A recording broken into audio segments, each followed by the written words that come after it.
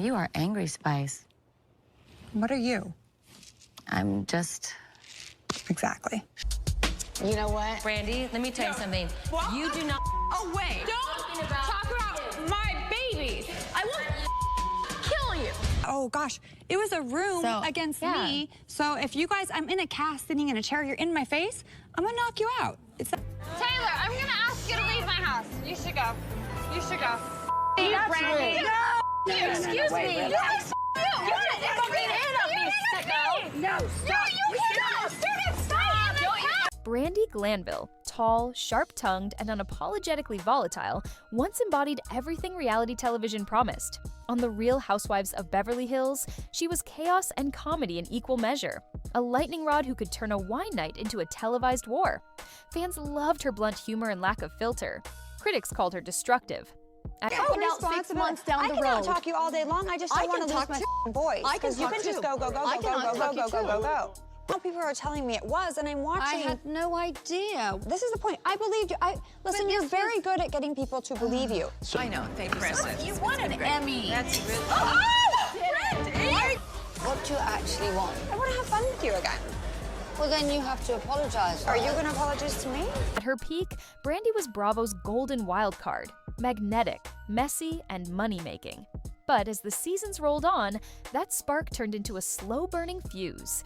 The same personality that once drew millions began to drive them away. Her comments grew harsher, her fights uglier, and her social media outbursts harder to defend. What did I'm down? You don't. You know I wasn't going to scratched aggressive. me. Yeah, because I had a spike bracelet on. Do not come closer to me. I swear to God, I'll knock your teeth out. I'm not sure even you joking. will. Yes. Because you are that type of girl. Yeah, I am. Yeah.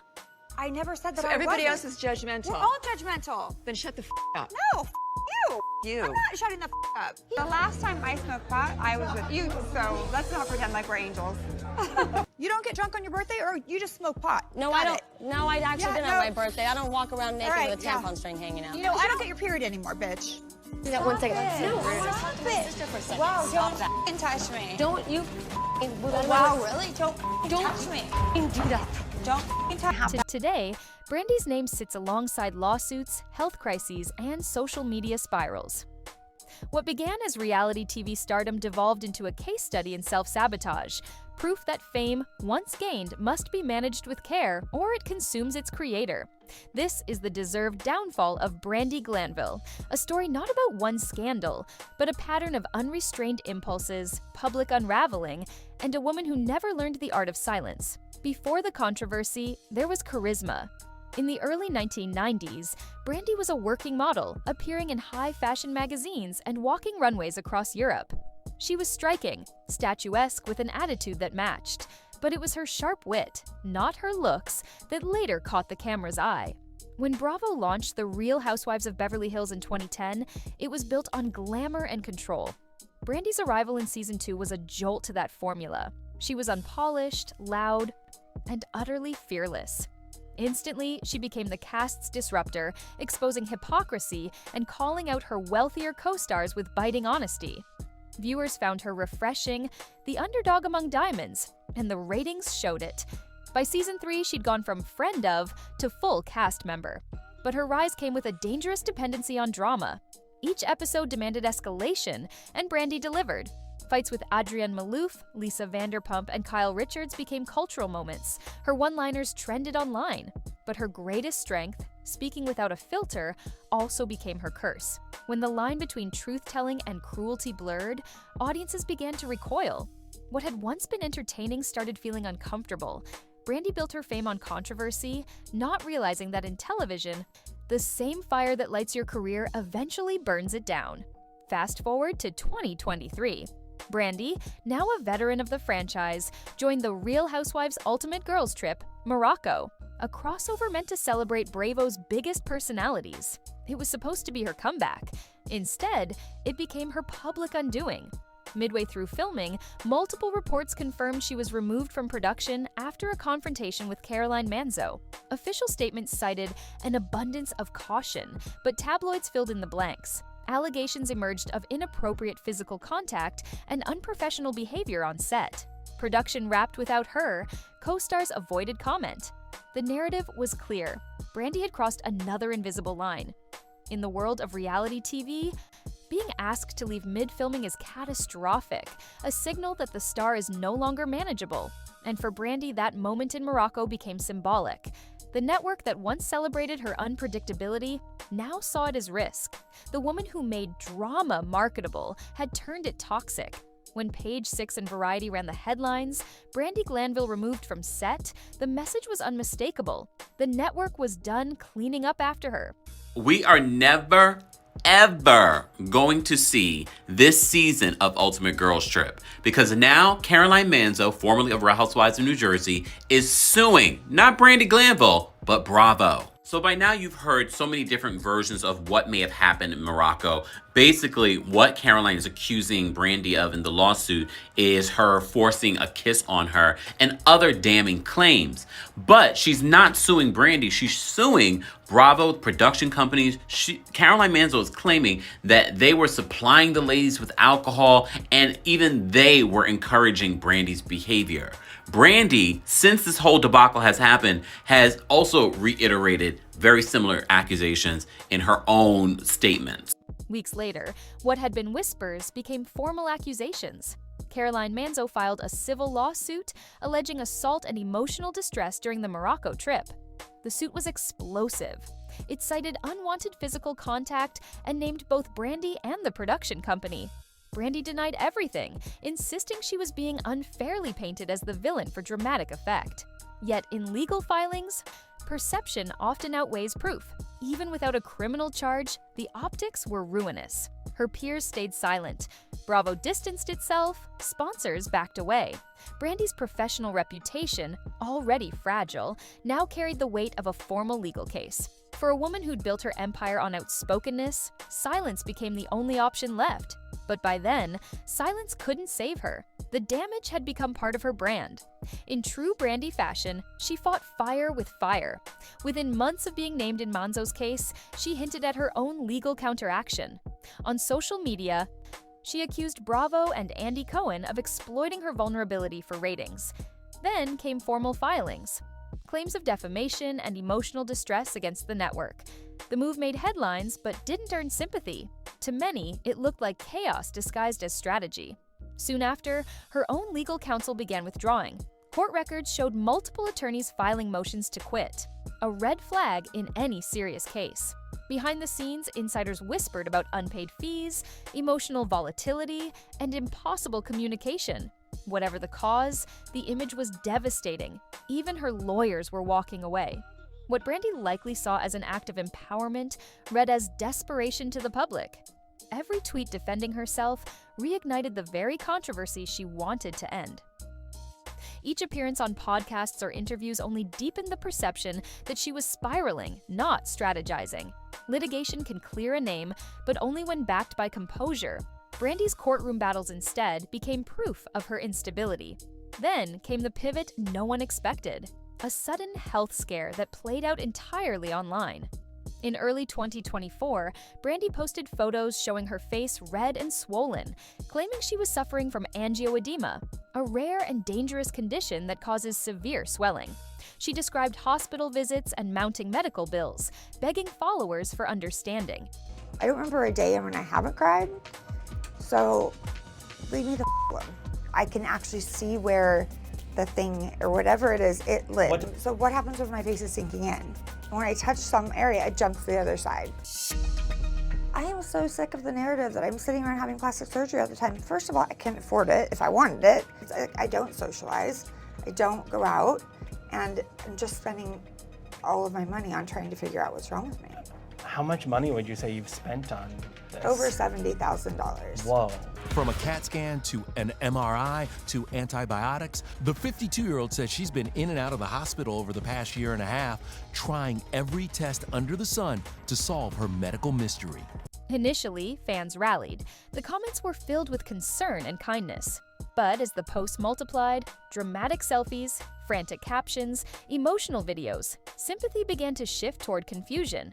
Was she oversharing, exaggerating, or simply desperate to stay visible in a media landscape that had moved on? No medical statements or hospital confirmations followed, and some tabloids questioned whether the medical saga was as serious as presented.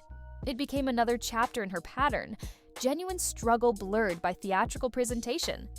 Brandi may well have been ill, but her choice to narrate every detail online made it impossible for audiences to separate truth from performance. Just as the health drama faded, another bizarre moment emerged. Brandi revealed she had accidentally applied Nair hair remover instead of lotion, leaving chemical burns across her body.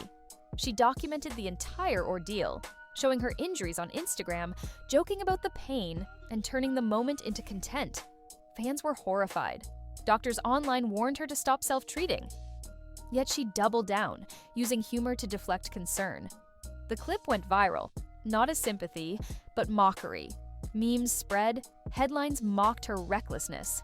It was tragic and absurd, encapsulating everything her public image had become: chaotic, self-inflicted, and broadcast for attention.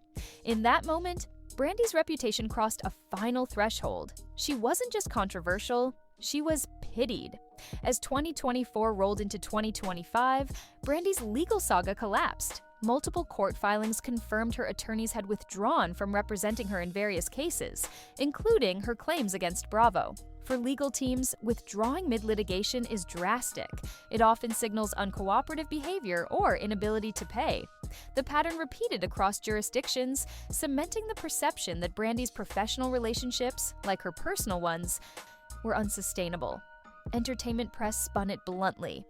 Brandi Glanville left without representation. It wasn't just a procedural update, it was symbolic of complete isolation. Once surrounded by castmates, agents, and producers, she now stood alone, alienated from the very ecosystem that once made her a star. Brandi's PR strategy, if it ever existed, was chaos management. Instead of carefully worded statements, she posted late-night tweets, emotional live streams, and sarcastic memes. Her tone oscillated wildly. Defensive one day, self-deprecating the next. She would apologize in one interview, then insult the same people hours later online. Social media had become her only stage left, even if every post dug the hole deeper. When fans suggested she take accountability or seek therapy, she lashed out. When critics mocked her, she engaged directly. The more she fought back, the worse it looked.